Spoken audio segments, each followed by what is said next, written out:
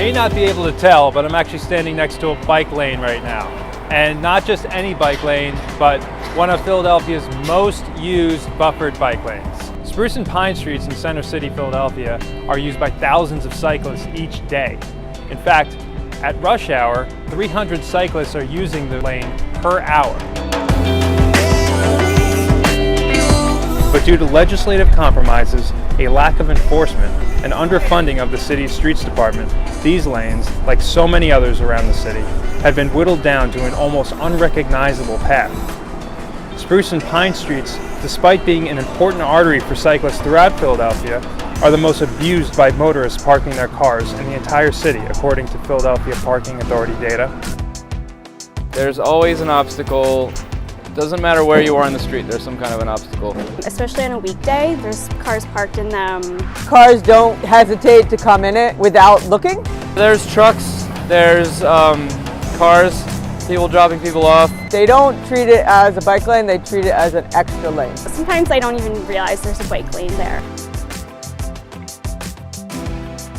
Many of these blocks are no parking zones, a compromise made between the city and the neighborhood when they were first installed in 2009. That means a motorist can pull over and park for up to 20 minutes. But since they are also the most abused bike lanes, according to the PPA, that means people are not just pulling over to unload groceries. They're pulling over to, as we can see behind us, unload entire trucks and often just park all day. As Bicycle Coalition of Greater Philadelphia volunteers found recently, there are about 4 cars parked in the bike lane per hour on each block during the morning rush. During the evening rush, there are about 2 cars parked per hour in each block of the bike lane.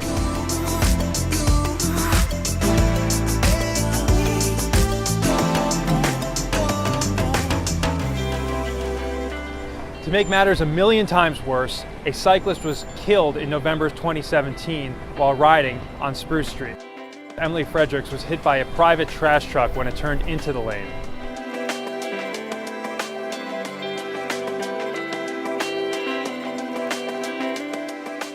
Clearly, something needs to be done about these lanes.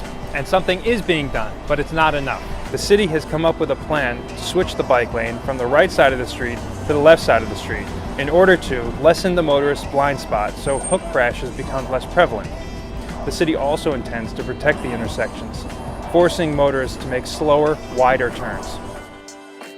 As cyclists know all too well, and as the data show, if people can park in a bike lane, and as we recently saw, drive in the bike lane to get past some traffic, they will. And as long as the entire street is not protected or is not enforced, especially during rush hour, people will continue to do that. That's why we want to see a better, longer-term plan for these streets after Spruce and Pine are restriped and the intersections are protected in spring 2019. Maybe that means keeping motorists from parking in the bike lane during rush hour through better enforcement. Maybe it means protecting the lanes in full with something better than plastic flexi posts. Philadelphia's cycling community needs a better plan to keep cars and trucks out of the bike lane. Thousands of lives depend on it each day.